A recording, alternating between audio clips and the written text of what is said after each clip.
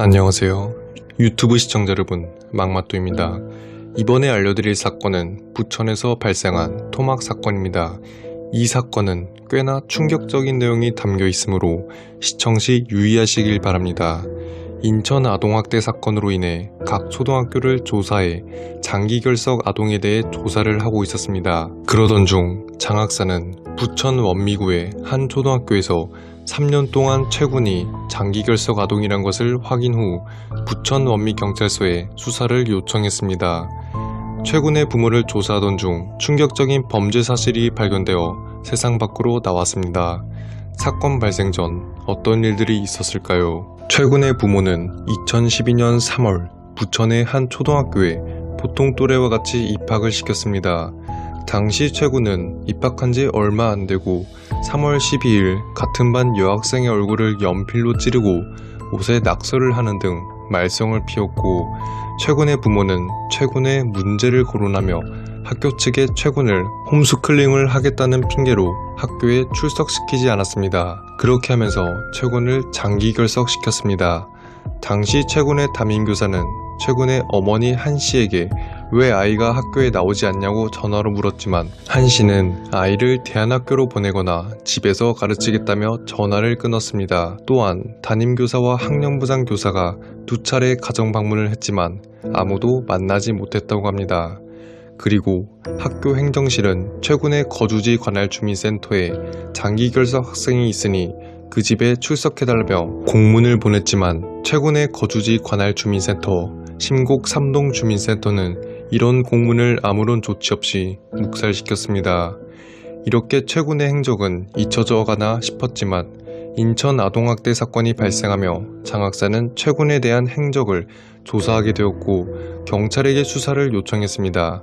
경찰관과 사회복지사, 학교 관계자 총 8명이 최군의 집으로 찾아갔습니다. 그리고 최군의 엄마 한씨가 당황해하며 말을 더듬자 이에 이상함을 느껴 한씨를 체포했고 이틀 뒤 한씨의 남편 최씨를 찾아 체포했습니다.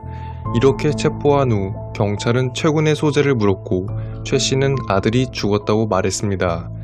이둘의 진술은 이렇습니다. 2012년 10월 씻는 걸 싫어하던 아들을 씻기기 위해 강제로 욕실로 끌고 가던 중 아들이 넘어지면서 의식을 잃었지만 얼마 지나지 않고 깨어나자 병원에 데려가지 않았고 한 달이 지나 아들이 숨졌다고 진술했습니다. 그리고 최 씨는 아들의 사체를 훼손한 뒤 비닐에 넣어 냉동실에 보관했다며 혐의를 일부 인정했지만 아들을 죽이지는 않았다며 살인 혐의에 대해 부인했습니다. 더욱 깊게 조사를 하던 중 최 씨는 아들의 손목과 발목, 처리하기 힘든 부위를 쓰레기통에 버리고 피부와 장기는 변기에 흘러보낸 것이 밝혀졌습니다. 자신의 범죄를 은닉하기 위한 시신 처리에 상당히 치밀한 계획을 가지고 실행했다는 점이 간접적으로 증명이 되었습니다. 2016년 1월 17일 인천지방법원 판사는 이 둘이 도주 및 증거인멸시도 정황이 있고 도주 우려가 있다며 최 씨와 한 씨를 구속했습니다. 조사를 하던 중 다른 사실들이 밝혀지게 됩니다. 최 씨는 아들이 주의력 결핍, 과잉 행동장애와 비슷한 증상이 보이길래 체벌이 적절한 훈육이라고 생각하며 학대를 지속했고 그 과정에서 최군이 사망한 것으로 보았습니다. 최 씨와 한 씨는 어릴 적 부모에게 학대를 당한 것으로 밝혀졌고 최 씨의 다른 진술은 어렸을 적 체벌을 많이 받았고 어렸을 적을 바탕으로 자신의 아들에게도 체벌을 가했다고 합니다. 그리고 경찰에 신고를 하면 상습폭행 혐의가 드러나 처벌받을 것이 두려워 신고를 하지 못했고 시신이 부패되면 냄새가 날 것 같아 냉동 보관했다고 진술했습니다.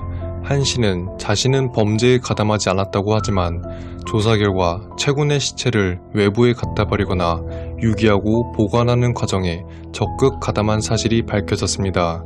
또한 이들은 아들이 숨진 후 아무렇지 않게 죽은 아들을 옆에 두고 치킨을 배달시켜 먹기까지 했습니다. 그리고 욕실에 씻기려고 강제로 끌고 가다가 넘어진 아들이 한 달 뒤 사망했다는 진술은 거짓으로 드러났습니다.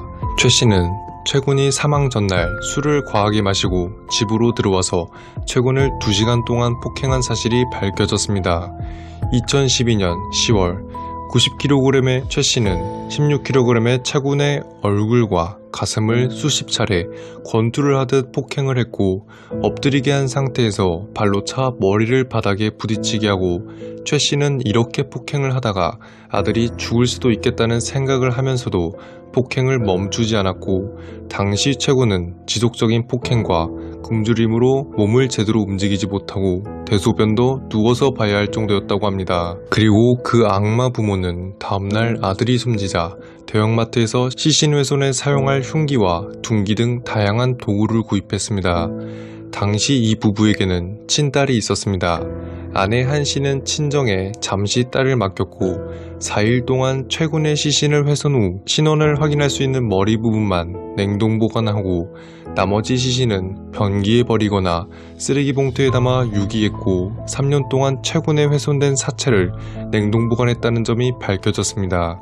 그리고 훼손을 하기 위해 믹서기를 구매했고, 냄새가 새어나가지 않도록 수차례 청국장을 끓여 먹었다는 점도 밝혀졌습니다. 이러한 모든 사실이 발견되자 전 국민은 충격에 빠졌고, 2016년 3월 18일 살인 및 사체 훼손, 유기, 은닉 등의 혐의로 최 씨와 한 씨는 기소되었습니다.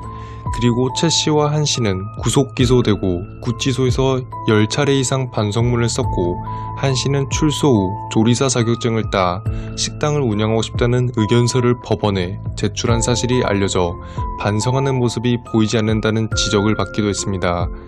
5월 27일 1심 인천지법 부천지원 선고 공판에서 최 씨에게 징역 30년, 한 씨에게 징역 20년이 선고되었습니다.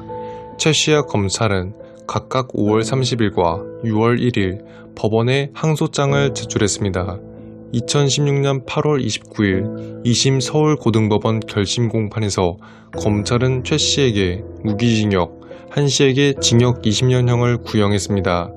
이들이 주장한 항소 이유는 양형부당이었고, 살인죄 성립에 대해서 혐의를 인정하고, 한 씨는 공동정범이 아니고 방조범 역할에 한정됐다고 주장하며 2016년 10월 14일 2심에서 최 씨 징역 30년, 한 씨는 징역 20년을 선고받았습니다. 한 씨는 상고를 포기해 형이 확정되었으며, 최 씨는 대법원 재판까지 진행이 되었습니다. 대법원은 2017년 1월 16일 최 씨에게 징역 30년을 선고한 원심을 확정했고, 2016년 8월 검찰이 해당 부부를 상대로 친권상실 청구가 받아들여졌습니다. 이 사건은 제가 알려드리는 내용과 다른 사람들의 설명이 일부 다를 수도 있습니다. 이번 영상도 시청해주셔서 감사하며 늦게 올려드린 점, 영상을 기다려주신 분들께 죄송합니다.